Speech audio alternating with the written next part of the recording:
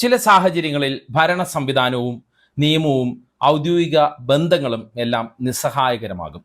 അപ്പോൾ നിർണായകമാവുക മാനുഷിക ഇടപെടലായിരിക്കും. ആ മനുഷ്യത്വം നിറയുന്ന ഇടപെടലിന് അസാധാരണമായ പ്രസക്തിയുമുണ്ടാകും.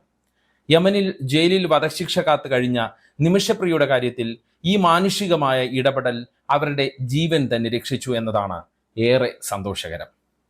കാന്തപുരം AP അബൂബക്കർ മുസ്ലിയാരുടെ ഇടപെടലാണ് ഇക്കാര്യത്തിൽ വഴിത്തിരിവായത്. വ്യവസ്ഥാപിതമായ ഭരണകൂട സംവിധാനമില്ലാത്ത രാജ്യമാണ് യമൻ.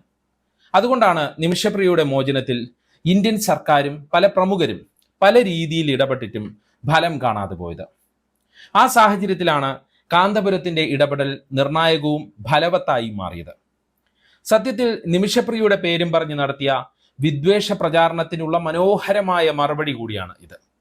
കണ്ടോ, സൗദി ജയിലിൽ കഴിയുന്ന റഹീമിന്റെ മോചനത്തിന് ദിവസങ്ങൾ കൊണ്ട് പണം കണ്ടെത്തി, പക്ഷേ നിമിഷപ്രിയയുടെ മോചനത്തിന് വേണ്ടി ഒന്നും ചെയ്യുന്നില്ല എന്നൊക്കെ പറഞ്ഞുള്ള വിദ്വേഷ പ്രചാരണം പല കോണുകളിൽ സജീവമായിരുന്നു. നമ്മൾ പല വാട്സപ്പ് ഗ്രൂപ്പുകളിലും ഇത് കണ്ടിട്ടുണ്ട്.